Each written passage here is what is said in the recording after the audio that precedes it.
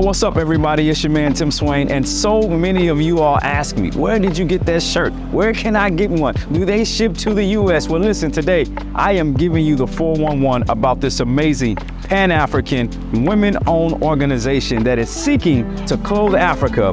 We're gonna talk to the founders of Wear Ghana. Ladies and gentlemen, I told you I was excited about sitting down with these incredible, amazing, talented, it's Tuesday born. Abena, it's good to see you today. Very good to see you, Tim. Thanks for this opportunity. Yeah, no, thank you all. Listen, I have been having conversations with your team for about a year and a half, maybe 2 years.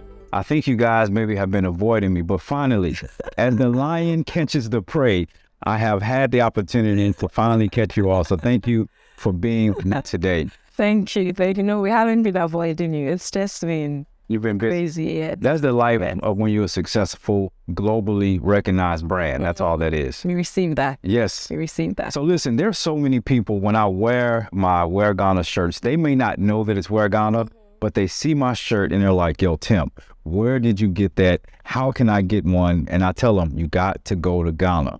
But now we're trying to change that narrative. So before we get into how we can change that narrative about people coming to Ghana to get Wear Ghana, let's talk about the history of Wear Ghana. Tell us a little bit about the company, the vision, and why you guys decided to start. We are trying to build Africa's most loved brand. And often when we say this, people are thinking, where's the economic, financial part of this? Yeah. But for us, success looks like two things: that we've done well when it comes to the finances, but that we've also touched on the things that are really important to us. When people think of Africa, and when I say people, I'm talking about Africans and non-Africans. Think of Africa. The image that comes is not one of success. It's not one of excellence. And we want to change this. There's a full story conversation that we could have about why we got to where we are now. But let's look at what the future could look like. So we are using the business of fashion to do three main things. One, we want to use it to promote and celebrate African excellence, because we want Africa to mean excellence when people hear it. Two, we want to use it to inspire the next generation of African entrepreneurs, because we truly believe that it is enterprise that will fix Africa. Enterprise, not foreign aid. Enterprise. Not politics. Enterprise. Yes. So we want to use our business through our conduct, through our wins, through the stories of our success to inspire the next generation of African entrepreneurs. And finally, we want to use it to create opportunities for women. So when it comes to how we hire, when it comes to our impact projects, we are very deliberate about making sure that women are attached, only because we know that when one is touched, it's a full community of men, women, boys, girls that eventually are attached. And so this is why we are in the business that we are in. Oh, listen, I feel like I need to buy the whole store right now. I'm going give me 8 of everything. Thank you. You know what? That's so inspiring and it's so encouraging. And I know so many people out there can feel the passion, just like I feel the passion. But can we just go back in the journey just a little bit? We know that starting businesses like this are not easy. And this business was started by yourself and your university roommate, right? Yes, I'm Wakona Ikwadi. So talk to us about those moments when you guys went to university, and then maybe pursuing the typical dream of a young entrepreneur, a young student, right? Trying to get a job, but then deciding that, you know what, I'm going to veer off track and do something that celebrates all the things that you just mentioned. What was those beginning stages like? So before I even answer the question, I'd like to say you never know who it is that you're interacting with. So I met Onwoko in 2004, we're university roommates, then we became best friends, and 10 years down the line, we became co-founders. Wow. She was in telco, I was in banking. I had started to fall in love with fashion because I had worked with New York University's study abroad sites here during my national service, which is like the Peace Corps program. And I had witnessed how different groups of students would come, and when they were leaving, they would have Ghana must go bags full of wax springs clothing. Yes. And I'm like, we're playing this thing. There's a global demand. But this is just the beginning stages of an idea forming. I go into banking.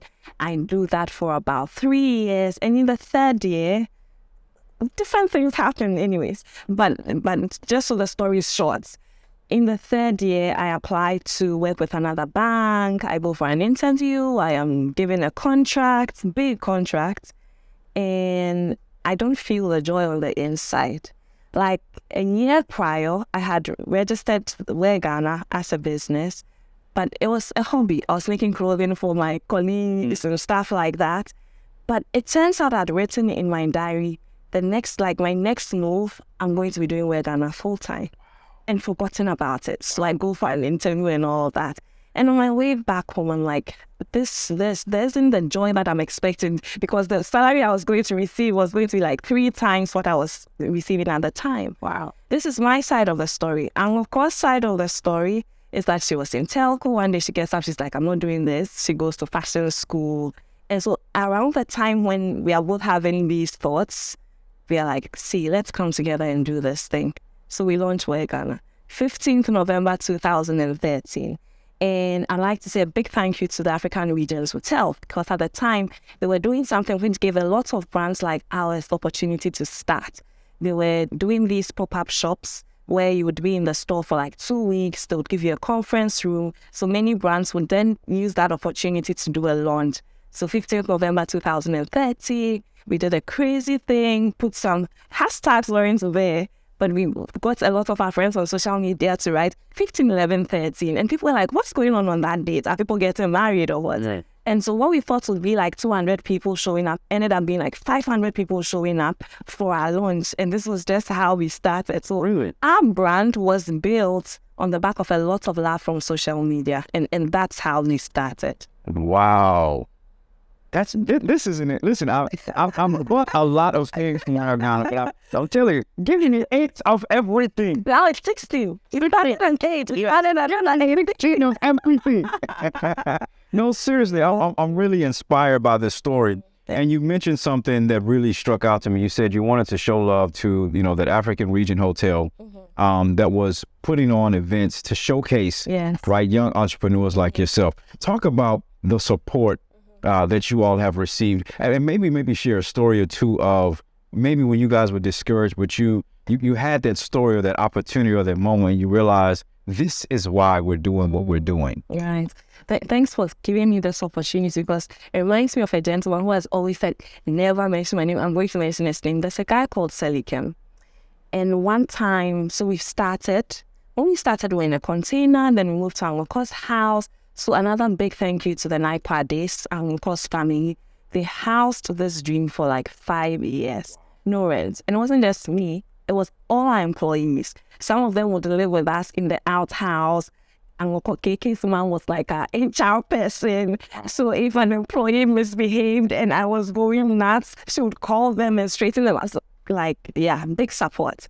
So Selikem calls and he's like, I want to meet you guys and like, I just want to come and visit. We think it's just a regular visit. And he's like, actually, what do you guys need in the business? He at the time, we weren't even close friends. So because we don't know what he's about to do, we start talking. We had just one machine at the time. Like, we need more sewing machines. We need a mannequin. We're just making a list because we didn't know what we were doing.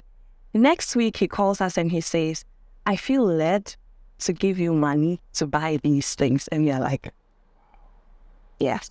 So our story has been filled with a lot of support. Like I said, even for our launch, people showing up. It validated us because we thought, I remember being so scared walking into the hotel that day. I had been running around chasing tailors. We didn't have our own tailors at the time. And got in late, actually. And then I see all the people who had shown up. Big names. I remember some men from CTFM, for example. And those kinds of things, you can't pay for them. We've had in the past something called World Gigi Day, where we'll typically we'll do it on 15th November, which is the day that Wear Ghana was born. So that's a very special day for us. And we'll say, everyone who wants a Gigi, put it out on social media, let's have fun. And in the past, we've outtrended the reading of a budget on Facebook because people are out there telling their stories. And through that, other people saying and saying, what exactly is a Gigi? And I need one. Mm-hmm. So we have had this love thing going on with our customers and our community, and we are really, really grateful for it.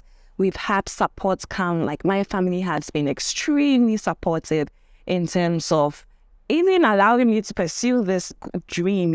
If there's discouragement coming from family, that can be the thing that stops you. But right from the get-go, like my brothers and my sisters have played a role in like at every stage of the business, really. Even the name Where Ghana came from one of my siblings. We've had support from companies like Rebirth Capital that have invested in business advisory services and connections and helping us streamline operations. I currently benefit from coaching from a woman called Ama Edubia, who is with the Deloitte Global Office.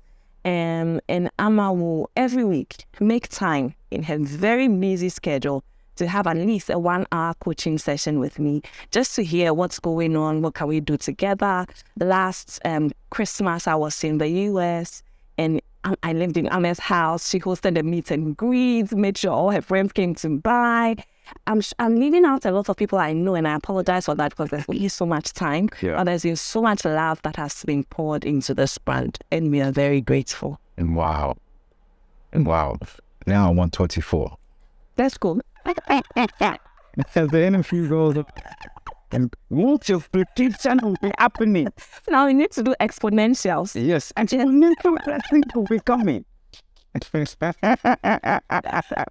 Amen. So, you mentioned something that I think is so important, especially for entrepreneurs watching. You talked about not just having a vision, but people that have been a part of your community to support, maybe when you didn't have the resources to support yourself. But you also mentioned something that was extremely important, which is you talked about this mentor or this business leadership that you have, right? Somebody that can pour into you and help you see things that you may not be able to see, but that really will help you refine your business and even kind of help you build morale in those days where it's discouraging. Yeah.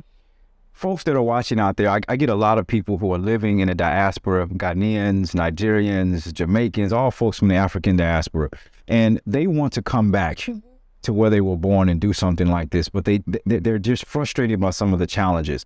Maybe talk about, and what is the most challenging thing about trying to have this globally recognized, authentically African brand rooted right here in Africa?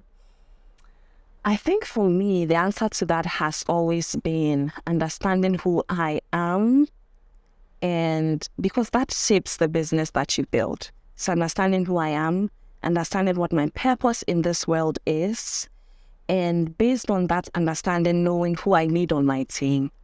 And in the beginning, we had really interesting situations with team members because we're just hiring. Oh, we need this person, just bring them on. We didn't even know who we were as a company. Now I can sit and talk about why we are in the business that we are in because we've spent time going into it. Why are we doing this? What is the most important thing for us? Because without that understanding, if you don't understand the business, you don't know who is a good fit from employee to customer to people who invest in whatever way. And for me, that in the beginning was a really tough place to be, not really understanding who we are as a company, what kind of products would come out of that why that we have. Now that we're in a better place when it comes to understanding who we are as a company, it doesn't take away the fact that building a team is a lot of work. They say that culture eats strategy for breakfast. That is Wow. A couple of months ago, at the beginning of this year, I was at my lowest that I've ever been as an entrepreneur. And I had to breathe in and realize it wasn't the task of showing up and doing the work. It was the pain of realizing I don't have the team that I need. And even more painful was coming to the place where I needed to accept that everything I'm seeing, because I'm CEO, everything I'm seeing is my fault. Like you have to get to that point where everything I'm seeing is my fault. It means that I haven't shown my people what is important. It means that I haven't done my hiring right. It just means that I've done some things wrong. And coming back to the question of appreciation again, I had to call on my friends. I had to call on Chief Ewa Etwahene. I had to call on Monica. I had to call on my cousin Kweku and say, hey, I'm in this place and I need help. Help me to figure out how to do a cultural 360 turnaround because I do not like the culture that exists currently in the company. And right now this year, that's what become one of the things that I'm most passionate about this year. Having gone through a process of streamlining culture and looking at the team again and rebuilding, I want to take that gift to other entrepreneurs, because now I understand that this must be why we do not build businesses that go beyond generations, that we burn out. I think that the team, if you have the wrong team, you will burn out quicker than if you have the wrong product. It's true. Because you need people say, and it's true, that you don't even need to know for the product should be or the business. Bring the right people in. It's like put the right people on the bus, they'll drive it to the right place. And now I understand. I'd never felt it before. Now I get it. Just how draining it can be to show up at work and know I do not want to be here. Wow. Because you've built the role team. And I think that might be the thing that frustrates people who come in. Because you come in and first of all, there's a culture shock. So you're working with people who might be making faces and you don't even understand what it means. And I can only imagine how tough that is. But running a business is running a business no matter where it is. When you peel off the layers, the principles are the same. If you have your why and you communicate it crystal clear, you will attract the right people attracted to that why, and together you can build magic. I think that the people part of this is the most difficult part. It is true. We are working in a country where often in terms of government, true government support is what I'm talking about. Not the talk shops. True government support, where entrepreneurs do not feel like, it feels like I'm in a battle with the government. It feels like I'm fighting with the government. Why are these policies coming up? Like, do they care about us? All of those things exist. But I think that if you figure out the team parts of it, that's at the end of the day, you crack it. You will thrive. Yeah. Wow. They say that, I heard once, that people don't leave companies, they leave teams. Yes. And it's true. Yes. And showing up for work, whether you're the CEO or you're the whatever you are in the organization, and you're working with the wrong team, it's draining. Yes. It's draining. Yes. In particular. You know, as you were talking about like building a team, I definitely understand like the culture is so important. And I mean, because you don't get to where you are today without having a strong team, and then also being able to reevaluate. And then quick story, you know, it's interesting because you mentioned that you never know who you're going to meet. The person that I run my NGO with, we actually met right here in Ghana in 2007. We were roommates. I used to get on his nerve, irritate him all the time. And who would have thought that, you know, years from there, we're having a conversation, and, you know, I work with him now, I love him dearly, and we're the ones that do a lot of work. So you just never know. I'm so interested in showing people more about these amazing designs and the fabrics and the things that you put together. So please, maybe showcase some of the things that you have available for folks and talk to us a little bit about it. Okay. So let me talk about our design philosophy and what we know that we are creating when we start to create. We understand that we're a company that's making products that would allow people to either be reconnected or express the African identity. So let's say someone who African American wants to be connected to the continent. We are giving them expression for that desire. And so we understand that these people are coming from all sorts of places, all walks of life. And in the beginning, because we started as a made-to-order company, we've done all sorts of things. We've made wedding gowns, we've made cereals, we've made a lot of things. To the point in 2016 when we decided we'll be a ready-to-wear brand, because that allows us to grow at scale and serve people who we do not have to meet in person. And we wanted to create products that would merge the fact that, yes, there's Africa that we are trying to portray, but there's also people living in a very cosmopolitan world. So how do we make products that if you saw, you realize, that's wax cream, that's definitely Africa. But, I can wear this to work. I can wear this to the club. I can wear this to that party, so that it doesn't restrict you to like a kaba slit kind of thing. So this, for example, is our take on joggers. We call them rim pants. And rim, yes. And rim means like undoubtedly, right? Like rim. Yeah, so we call them rim pants. And indeed, they are bold. Not everyone will be happy to walk around with these stripes because it's a very different type of design. On your right, foot, you have the wax print bands, and on the left, you have the plain ones. You know, what I like about these is I think it's like what you said. I remember now I don't care when I go back to the States, but years ago, I was kind of afraid to wear some of my African wear because it was like I didn't want too many comments, and some of it was so just like, hey, like it was so loud. It was like, wow, that's a bright shirt, Yeah. you know, or like something like this for the person who, the truth is, there are so many people who want to express themselves. They may be timid or afraid. It has just enough to where it catches your eye to know this is different. So anyway, all I have to say, you know, that whole design philosophy where you're serving people regardless of where they are in their African expression, you can see it come through in something like these Vim pads. Yes. And Vim joggers. Vim. Yeah. And when you talk about the Gigi collection, which up until now is our flagship collection, some of the themes that run across are these diagonals. So we offer it in different ways. So this, for example, is a jersey, exactly, but it's like a jersey dress, has pockets, cute hemline that you could wear. Like if you threw a belt on this and put heels on, you could take it to the office. If you wore it with sneakers, you could take it to meet your friends and do a hangout. So we want to create products that are versatile, that you can wear in so many different ways, so many different places. This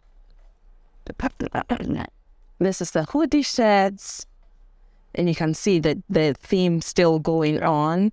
And we interlay the hoodie with the wax prints. We see people who wear it like this, want a lot more of the print showing. You see people do this. It's up to you to do what you want to do with it when you've bought it. And for me, when I'm traveling, this is like my best friend. I'm telling you, you put your easily accessibles there, your hand there. I know, that's normal. All the immigration people will be smiling at you. The other day, I was at the Ghana airport, and they were like, please, is it a company, an organization? What is this? Because now every day we come, people are wearing this thing, and I'm like, please hurry up and get it, like the Ghana passport. So first of all, it's such a conversation starter. Like, where did you get this thing from? It's really comfortable. My pastor Andios, another great supporter of the band, keeps telling me how you don't get out of the plane looking like you've just been in a tumble dryer. Like, those, like, they stay. It's true. The fabric, it stays. So if you have a meeting and you're traveling, please wear a gigi. You get there, you can rush into the meeting without looking like something bad happened to you. And then you put all your documents in here.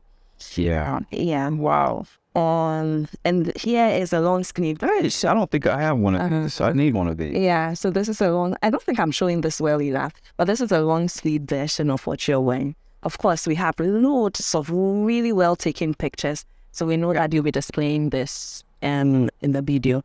Yeah, absolutely. I mean, this just kind of gives us a little bit more insight, as you said, to your design philosophy. And one of the things I love most about Wear Ghana is when I saw it through Kweku. You know, I saw him all over your billboards and everything like that, and we did an interview together. And when I first saw it, I said, listen, where did you get this? I need one right now. And I thought he was going, I didn't know where he got it, because sometimes people don't like this, share their fashion. This is Kweku Acts, right? Yes. Oh, shout out, massive shout out. Yes. So he said, Wear Ghana. And I'm immediately, I need one. And the thing that got me hooked on to Wear Ghana was not just the quality of the design, but the customer service. Right. That's a whole nother conversation in Ghana. But customer service, because when I went there, I had the conversation with your co-founder. I got what I needed. If there was any kind of adjustment, everything was taken care of. So I said, listen, Chade, this brand. Thank you. This will be that's why my closet is full of Wear Ghana. So much. Thank you so much, because it's not easy. We know we are nowhere close to the customer experience that we want to give. Every day is a lesson for us. Every day customers, the thing that we are grateful for is that our customers have come to understand we care about them. Yes. So when they have a bad experience, they come back and they give it to us. Like, they do not hide the fact that we are displeased and you have to do something about this one, because I think that that's the thing we've done for them to understand we actually do care. And we want to take the experience of make it the best experience. We want to have, at the end of the day, an experience center where people can just come and sit and relax, whether they are shopping or not, and build community. Because that's one of the things that the Gigi has done. it is a beautiful collection, but it's also such a connector. I think of it like social media, because a number of times you'll meet someone in town and you're wearing a gift. We're gonna. Yes, exactly. It's like about family, right? The number of conversations that have been started, relationships, doors that have been opened, people standing by the roadside, offered lifts. This is actually a connector as well. So we want to, with all the time, improve on the service, because it's not just come and buy, it's come, let's get to know each other. Let's see what connections can be formed. Which is also why we have, since the beginning of the company, created events. And I know that COVID slowed us down, but we're coming back. Created events that allow our customers to come together. Created initiatives on social media that allow our customers to play and learn from each other. Because we understand that it's not just clothing that we are selling. For us, it's much bigger. We are telling the story of a continent. We are trying to bring people together and all of the magic that happens. Wow. Yeah. And so here's the $1 million question, right? By this time, people inside of Ghana, outside of Ghana, they're asking, where can I get my Wear Ghana? As for Tim, he's buying 36 of everything because they're multiplied. They may be buying 200 or they may be buying one. Yeah. Where can they get Wear Ghana? Wearghana.com. Go to wearghana.com, WEARGHANA.com. And that information is right there in the description. So again, guys, you see the title right there on the video. Click there, boom, right there. There it is. There's a link right there for Wear Ghana. You can go to the website and get what you need. Yeah, and follow us on social media. We are at Wear Ghana on Facebook. We are at Wear Ghana on Instagram. Currently, our Twitter isn't great, but it's work in progress. We have just started our TikTok, so we are at Wear Ghana wherever that you are looking. Wow. Let's imagine you're talking to yourself 10 years ago. Knowing what you know now, what words would you offer for yourself and your co-founder? Oh my God. That's so fun. I'd laugh. You laugh, okay. I'd laugh. And I'd say, first to myself, that you have no idea the journey you're about to be on. Like, you have no idea. This journey will stretch you in ways that you never thought possible. You will grow. You will be so fulfilled. You will touch lives in ways like, one of the biggest blessings for me is watching our team and the transformations that happen. So one of my favorite stories is of a lady called Florence. We met Florence 2015, I believe. Came in regular tailor. Now she needs our production. Florence didn't have the benefits of education, formal education. Now she's working with Google spreadsheets. And this one inspires me so much because I keep thinking to myself, if Florence had the education that I have, she'd probably be CEO of Wear Ghana or some Fortune 500 company. And knowing that we are creating a company that provides economic opportunity for women like her, who can then educate their children themselves also, it's one of the most beautiful things for me. So I'll be telling myself, you have no idea the lives that you'd be impacting, the stages that you'd be on just because you said yes to this little fire that you have within you. So I would laugh a bigger laugh. Wow. And I would say, because we came into this best friends, we had that kind of friendship that we are driving in town and people would be looking into the car, someone would be say, hey, people can't talk.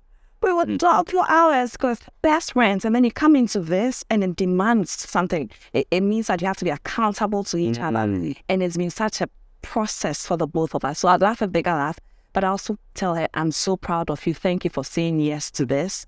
And in 10 years, we are both going to look in the mirror and be like, we can't even recognize the people that we are.